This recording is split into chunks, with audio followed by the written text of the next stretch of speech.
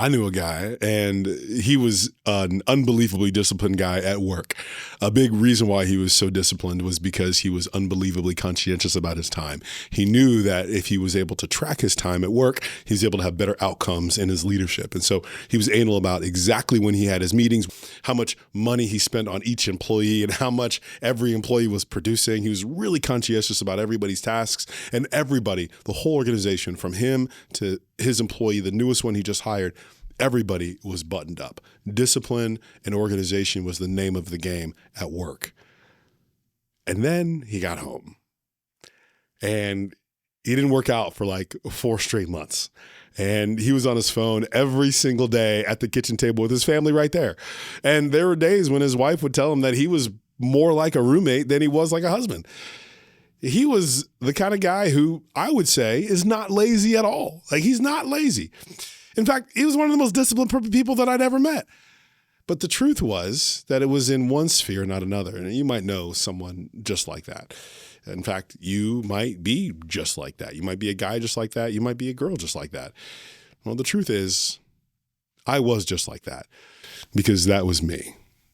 See, we've been sold this idea that discipline is a personality trait, that you are somehow just born with it. Like, you're born with blue eyes, or you're born with blonde hair, or you're like me, you're born 6'4", and you can never not be 6'4". It's just who you are, and it's how you're built. But the truth is, discipline isn't like a medical diagnosis. It's not something that you're just born with. It's something that you can develop and design over time. Think about that for a second. No, really, think about that for a second. It doesn't make any sense. How could you be disciplined from Monday through Friday, from 9 to 5, and then be completely undisciplined in every other time of your life if it was a natural character trait? It would show up everywhere. If it was just who you were, you would be disciplined in every sphere of life, every second of the day. But for you and for me and for most people, that's just not the case. There are pockets of your life where you are unbelievably disciplined, and then there's other pockets of your life where you can't get a handle on things. So the fact that you are completely disciplined at work, maybe, and then completely falling apart in every other sphere of your life or another specific area of your life is actually good news, because it's proof that you're not undisciplined as a whole. It's proof that discipline isn't a natural trait, or being undisciplined is a natural trait. It's proof that you've actually learned how to develop discipline just in one sphere of life. Now, let me tell you something about the leaders who look naturally disciplined from the outside. It is just their highlight reel. Seriously, the 5 a.m. workouts, the clean diet, the morning routine. You see, we see all the outputs and completely miss the inputs. What feels automatic to them started as really awkward, costly choices years ago. Their routines are invisible to us, so their results look a lot like personality. But they're not built different than you and me. They just built something, and that's the difference. You see, James Clear, one of my favorite authors, says, we don't rise to the level of our goals, we fall to the level of our systems. So the question that you and I have to ask ourselves isn't, why am I not a disciplined person? That's not the real question. The real question is this: why have I spent years building discipline around my job and no time building discipline around my health, or my relationships, or my faith, or anything else that actually matters most to me? So what if the truth is that what you've actually been calling your discipline side isn't your discipline side at all? It's your professionally obligated side. And those are two completely different things. You see, real discipline isn't who you are when the stakes are public and the scorecards are super visible. Real discipline is who you are when no one's watching. It's when no one's grading you. It's the only accountability that you have when there's no one else around and you look in the mirror and it's just you. That's what we're talking about today. That's what we're talking about when we talk about being a disciplined person. Now, I'm going to give you exactly what I use to escape this problem. But before I give you a framework, I'm going to help you diagnose the problem. Now, here's the mistake that a lot of people make. They don't actually have a discipline problem. They have a misdiagnosis problem. Here's what I mean. Most people approach discipline just like this. They wait until they feel disciplined. They wait until they have motivation to show up. They wait until they watch a great motivational video. They go to a great conference. They listen to a great speaker. They listen to a podcast and just get really fired up, and they start strong. And then Wednesday hits or Thursday hits and they're tired and they're stressed and the motivation that they had that they were running on is already spent on 12 other things. And then their habits start to fall apart. And they just assume, just like you and I do, that, well, I guess I'm just not a disciplined person. But that brings us right back to the myth that we opened up with. But here's the real issue. They were trying to feel disciplined instead of designing discipline. And designing discipline and feeling discipline are two completely different things. Let me explain. Motivation is an emotion. And just like every emotion, it rises and falls. You can't schedule productivity around an emotion. It's like trying to plan a road trip around whether or not the weather is going to be cooperative. You need to decide to go regardless of how the weather is. Structure is a decision that's made once, and it removes the need to keep deciding. It doesn't ask how you feel. The structure in the system just runs. Jim Rohn says this: motivation gets you started. Habit keeps you going. Here's an analogy that I love. You see, a lot of leaders keep buying more and more fuel, more and more gas, inspiration, conferences, motivational content, another book, and they're adding fuel to their tank constantly. But what they actually need isn't more fuel. They need to upgrade the engine because a better engine runs further on the exact same fuel. Simple, repeatable structures. That's the engine. Motivation is just the spark to get it going. Let me tell you a quick story about when I realized the difference between motivation and structure. So it was years ago. I've told the story a bunch of times from stages, but it's one of my favorites. It was years ago, and my wife was really trying to learn how to run a half marathon. And her mom got together, and they did everything right. They set up a structure and a system. So they decided to go out and run, just a couple times a week for months before the actual race came. And they slowly built up stamina together. They had it color-coded on their calendar. They knew exactly when they were going to run, rain or shine. They had a great system, great discipline, great structure, just like we're talking about right now. And then it was probably about 2 or 3 weeks before the race started, and I realized that maybe I want to run the half marathon too with like 3 weeks to go. And so I was like, you know what? I think I can do it. I felt motivated. I felt energized. I was like, I think I can do this. And you know me, I played college basketball, so I just kind of figured, hey, well, I'm an athlete, right? So I can run 13.1 miles without an issue. How hard can it be? Well, it was much harder than I thought. But I thought I had a foolproof plan. I had some sort of structure and system, and I was going to use motivation to get me there. So my plan was to run 1 mile on day 1, run 2 miles on day 2, 3 miles on day 3, right? And then until I got to 13 miles, because come on, how hard can it be? If you've ever run anything, you know that that's a terrible plan. And I got, honestly, probably about 10 days in, and my body was just falling apart. There's no way I could run anymore. And so I didn't get the full 13 miles in, even in training. But the day of the race came, and I'm telling you, I just felt full of motivation. I mean, it's at the Columbus Marathon. It's early in the morning. It's 5 a.m. It's dark. It's foggy. There's like hundreds and thousands of other people there. The gun goes off, and there are so many people there that even when the starting gun goes off, there's still another 3 or 4 minutes before I even cross the finish line, right? Gun goes off, and everybody starts moving across the line to start the race, and I'm way back, and then all of a sudden, we start. And I start sprinting. I just start sprinting right out of the gates. I'm passing people left. This is a 13.1 mile race, and I am just passing people left and right, looking at them like, you suckers, look at you guys. And so we get to the first water station, and everybody stops for water. They get Gatorade packs, and I'm just flying by them because I'm full of motivation. Like, look at you suckers.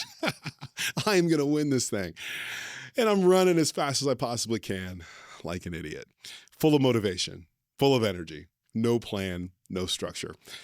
Well, it finally catches up to me right around mile 5. I can't believe I got that far. All of a sudden, my lungs started to burn. I've never felt like that before. But I kept on running hard.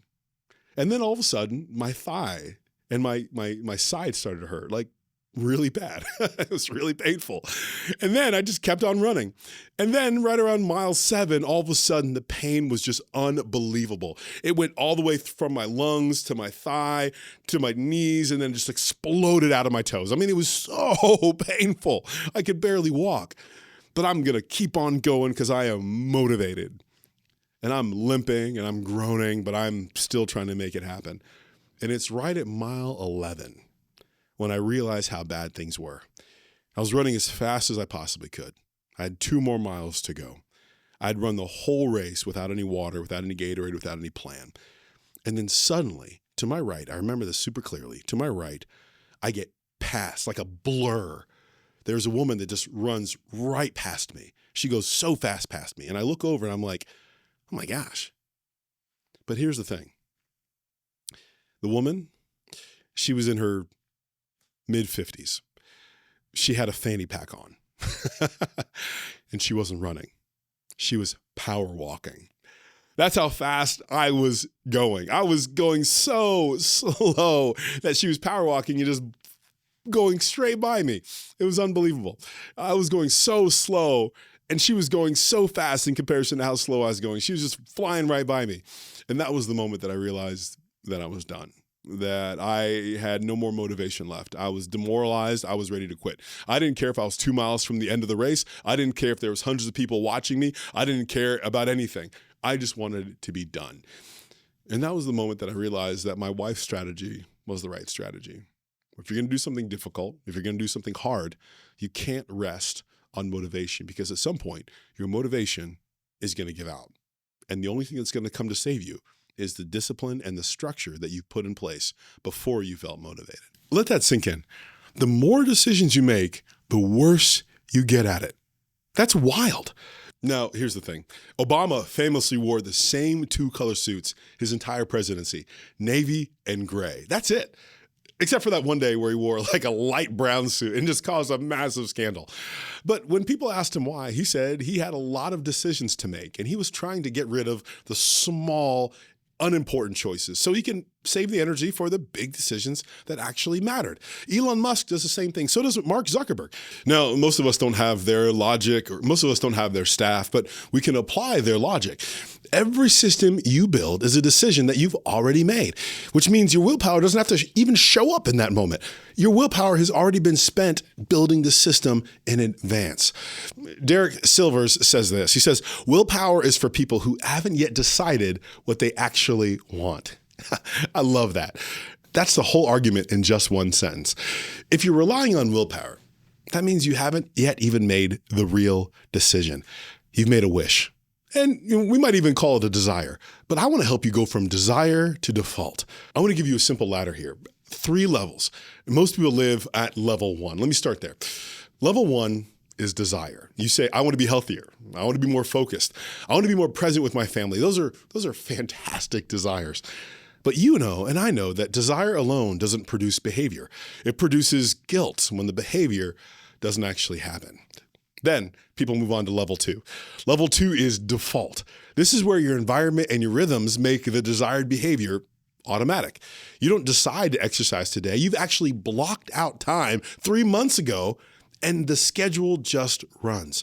You don't decide whether you should connect with your spouse this week or whether you should have a date night. You don't decide to do those things. It's already done because the schedule does it for you. So let me tell you a story about a friend of mine. He used to be an executive for Nike. And when he first started, he was used to the fast pace. It was really, really challenging. He loved the environment and he loved working in Oregon. And then he got married and he had kids. And after a while, he realized that the pace at Nike wasn't necessarily naturally conducive to having a family and really sort of living out his goals as a dad and as a husband. And so he had to make a decision. And what he did was he started creating these defaults. His desire gave way to the default. So what he did is he started instituting with his wife this thing called Wine Wednesday. Now, I love it because it's this day on the calendar that is unbelievably protected. Nothing else can happen. Everything is automatic on that day. Kids automatically go to the babysitter. Parents and in-laws don't automatically drop in. He doesn't schedule any, late night meetings on Wine Wednesdays. He's trying not to travel out of the state on Wine Wednesday. Wine Wednesday is protected, and it's just the two of them. At first, they would, of course, have wine. So there's always wine on Wine Wednesday. But after a while, it drifted into watching movies on Wednesday, cooking on Wednesday, playing board games on Wednesday. They would just hang out together on Wednesday from 5 to 10 every single Wednesday. It was dedicated to them. And what happened over time is that it was just not even a reflex. They didn't have to plan for it. They didn't have to try for it. It was always on the calendar. It just came and then they did it. They loved each other, but they allowed the structure to become their default. And it gave them an opportunity to connect with each other in the middle of a very, very crazy season. Wine Wednesday was their default. Now, level 3, that's my favorite. Level 3 is discipline. And here's what nobody tells you. What everybody calls discipline is just what level 2 looks like from the outside. It's actually not a character trait. It's just a well-defined default system that's been running consistently over time. Now there's nothing else to do but the discipline. There's no other options. You've designed your life so well that the right behaviors happen by default. Let's go back to our friend James Clear. He says this in Atomic Habits. He says, the way to improve your defaults isn't by willpower, but it's by creating an intentional environment where your desired behavior becomes the default behavior. I love that, because the goal isn't to become more disciplined. The goal is to build defaults so good that your discipline is just a stack of defaults. It's what your life looks like. Now, here's the thing. I have spent years in doctoral studies. In fact, by the time this video airs, by the time you hear this, I would have completed a doctorate in global leadership. I lead an international consulting firm that works with entrepreneurs, executives, and owners in 27 countries around the world. And what I want to show you next is a model that just hasn't worked for me, and it just hasn't worked for entrepreneurs all over the world. It could also work for you. There's 3 layers to it, and I want to make sure that you understand what it looks like to lead with real discipline. So here's the model. There's 3 layers to it, and they each build on each other in a specific order that actually matters. Identity, systems, standards. Identity first, systems second, standards third. And if you try to build any layer without the one beneath it, you're gonna keep starting over. I promise you that. Let's start with layer 1, identity. Identity is the decision you make about who you are before the day even starts. Not in response to the day, but it's before the day even starts. Most people try to build discipline at the behavioral level. Look, I need to work out more, or I need to stop checking my phone at dinner, or I need to get to sleep earlier. Those are great goals, but those are all behavioral goals. And behavioral goals without an identity, those are the most fragile things in the world, because when the pressure comes, when you're tired, when your week is chaotic, when your behavioral goals don't have anything underneath it, it has no root. And so it fails. Every action you take is a vote for the kind of person that you wish to become. It's one of my favorite quotes from James Clear. Here's the shift. Saying the phrase, I'm trying to work out, that's a goal. But saying the phrase, I'm somebody who exercises, well, that's an identity. They sound similar, but they produce completely different results. You see, when you miss a workout, as someone who has, just set a goal, then you're behind. But when you miss a workout as someone who exercises, now you're a person who just missed a day. You return back to your identity. You don't abandon it. So before you talk about systems and scheduling morning routines, the very first question you have to ask yourself is, who are you before the circumstances start? Let me tell you how this was true for me. So I was a college athlete, and when you're a college athlete, everything is just perfectly designed to keep you as a college athlete. The food is tailored so that you can be an athlete. The friends that you hang out with, they're all athletes. You have structured practice times. Your whole environment, your whole world is designed to help you become a better athlete. And that's great. But then the moment you leave college basketball or college sports or anything like that, that's when things become really hard because you no longer have the environment, you no longer have the structure, and all you have is your own systems and your own discipline. Well, I didn't have that. And so for the longest time, I just really struggled to exercise, to stay in shape, to try to become the person that I believe that I could be. Well, a shift happened years later when I heard someone talk about this exact idea. And basically what the person said was, look, stop trying to go work out. Stop trying to diet. Stop trying to eat right. Just believe that God created you as an athlete. And so therefore, you just do athletic things. You go and run. You go work out not because you're trying to earn anything or become anything. It's just who you automatically are. And when I heard that, it changed everything. Then I started to go out and run without guilt because that's just what I do. And I started to eat right because I feel better when I do. This is what athletes do. I started to see myself as a lifelong athlete and trying to keep myself in the right shape for as long as I possibly could, and trying to learn more about my body again and again and again, year over year over year. And what I found was that thinking of myself as an athlete, as opposed to saying, I just want to lose some weight or I just want to work out, that made all the difference. Of course, because when I missed a day, hey, it's no big deal. I'm still an athlete. I'll just work out tomorrow.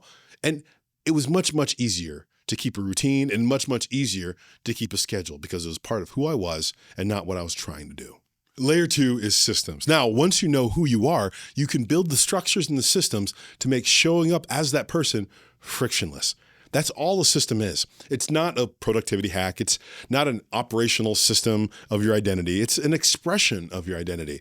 Now, let me give you a few categories of systems that make the biggest difference for leaders specifically. So time blocking is a huge one. Time blocking deep work. This means that your most important cognitive work has a non-negotiable home on your calendar. This is not available for meetings. You can't take any calls, no interruptions during this time. It runs every single week, same time, same duration, until literally it becomes invisible. Another one is batching communication.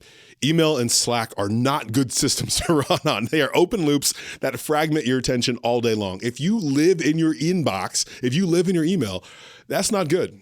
Leaders who batch their communications, they check and respond at set windows, maybe twice a day, maybe once a day, and then get back to the most important thing, they really get back something precious.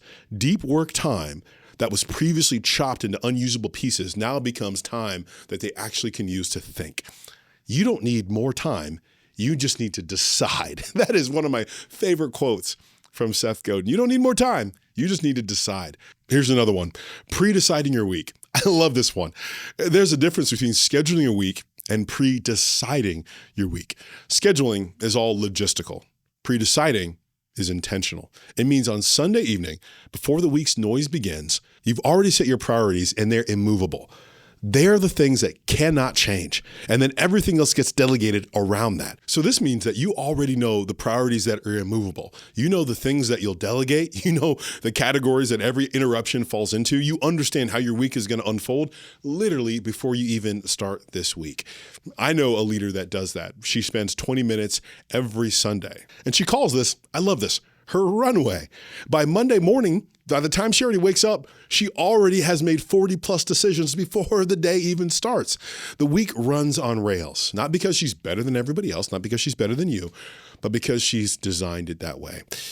Abraham Lincoln, one of the best presidents in American history, said, give me 6 hours to chop down a tree and I will spend the first 4 hours sharpening the axe. Systems, they need to feel boring and they need to feel simple. That's the point. You want them boring. Boring means automatic. And automatic means that it doesn't cost you anything to execute. The goal is to make your highest priority behaviors the least resistant behaviors. So our family does this on a regular basis. A couple years ago, I realized that my daughter Eden and my other daughter Aniston, they were getting pretty old.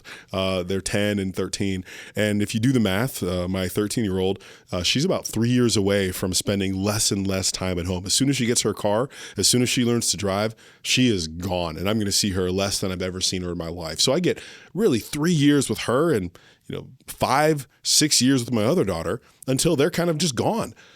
And so one of the things that my wife and I started to do was realizing that we really needed to make sure that we blocked out time explicitly for them.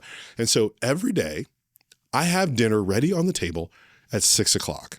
That between 6 o'clock and 9 o'clock, you can actually see it on my calendar, is labeled Team Owolabi. Team family. It's just for us. And so we'll have dinner at 6 o'clock almost every single night. And then we turn around a little bit later after dinner and we're playing cards.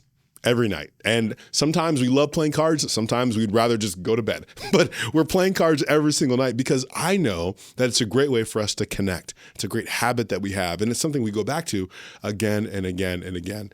I blocked out my calendar and I've made sure that the most important things, my kids' time with their dad and their mom, is on the calendar. I don't leave it to chance. I don't act like, well, if I love my kids, I'll just do it because. No. That is the time that it's going to happen. If you think something's important, you've got to put it on the calendar and you've got to block out your schedule. Layer 3, this is the last one, Standards. Standards are so different from goals. See, this is the distinction that I think it's really important that you sit with for a minute. See, goals tend to be aspirational. They describe where you want to go. They describe what you want to be. So a goal is maybe to read 20 books in a year. A goal might be to lose 15 pounds. Goals are fine. I'm not against goals. Don't let anybody tell you I'm against goals. But standards aren't definitional. Standards don't describe where you're going. They describe the floor of who you are. Here's an example. A standard might be, I read before screens every morning. I read before screens every morning. No exceptions. I am not going to read in bed. Not, I'd like to, not, I might. It's, I read before screens. That's the floor. The floor doesn't move. Tony Robbins has a famous quote where he says, the quality of your life is the quality of your standards. Isn't that true? That's so true. Here's why this matters. The moment you start making exceptions based on circumstances, the standard becomes a preference. And then the second the standard becomes a preference, it's automatically optional the second pressure arises. Let me say that again. When you make exceptions for your standards, what happens is the moment that pressure arises, your standards go out the window immediately. I've seen this with leaders in EOS. They'll hold their team to rigorous standards. The rocks get done. They make sure everything gets explained. The scorecards get reviewed every week. If you're familiar with the EOS systems, the numbers don't lie and nobody argues with the data. It's absolutely true. But those same leaders can't name a single non-negotiable standard that they hold for themselves. They have standards for their business. They have metrics for their business, but they have preferences for their own lives. And then they wonder why their business keeps advancing and their personal life keeps cracking. See, a standard that I've seen change leaders is this one thing. I never respond to a message in a reactive emotional state. That's it. I never respond when I'm angry. Simple. But the downstream effect of this one single standard changes how they lead teams, how they manage conflict, how they protect relationships, how they handle almost everything. Standards aren't about perfection. They're about having a floor that doesn't move just because of your mood. All right, let's get practical, because a framework that you can't act on is just a really nice way to spend 30 minutes. Now, I'm glad we spent the time together, but I'm going to give you something you can actually act on. I'm going to give you a weekly audit, and it has 3 questions. Let's go. Question 1, am I acting like the leader I said I was? That's the identity question. You're not grading your output. You're checking your alignment. Are the choices I made this week consistent with who I said I am? Question 2, where did I bleed decision energy? That's the systems question. Where did I find myself having to decide something that should have already been decided? That's the gap in your architecture. That's the gap in your foundation. Name it and fix it. Question 3, did my non-negotiables hold? That's the standards question. Which standards did I keep? Which ones did I just negotiate away? This isn't about judgment. This is about clarity. You see, Peter Drucker says this, and you know this, what gets measured gets managed. The audit, it's not a performance review. It's a design conversation with yourself. The goal isn't to grade yourself. The goal is just to see clearly because, again, you cannot design what you cannot see. And so discipline without feedback is just a ton of effort. And effort without feedback, well, that's just blind. You see, this audit really creates that feedback loop. It helps you understand more about who you are and where you're headed by giving you clarity. Now, I want to close with a reframe, and it's one that's changed how I personally think about this. We've been talking about the discipline of self-control as restraint, as the ability to make yourself do really hard things. And you and I know that that framing will get you some of the way there. But eventually, just like everybody does, you'll run out of gas. But here's a different frame. Discipline is stewardship. Self-control is all about you. Stewardship is about what you've been given. And those two orientations are completely different, and they produce completely different levels of durability. Okay, so you're a leader, which means that other people's outcomes are partly downstream of how well you manage yourself. Your team deserves a focused, present, prepared version of you. Your family deserves the exact same thing. The mission that you're building, the company that you're building, it deserves the same thing. And when you show up undisciplined, when you show up scattered, when you show up reactive, when you show up running on empty, now that's not just a personal problem. That's a leadership leak. And the people in that room around that table in your home, they observe and they absorb everything that you bring, including the chaos. The truth is, your private habits, get this, your private habits are your public leadership foundation. The discipline you bring when no one is watching is exactly what you deploy when everybody is watching. There is no version of great public leadership that isn't built on consistent private practice. So this isn't about becoming the best version of yourself for your own sake. This is about faithfully managing what you've been entrusted with: your time, your energy, your influence, your family, and your team.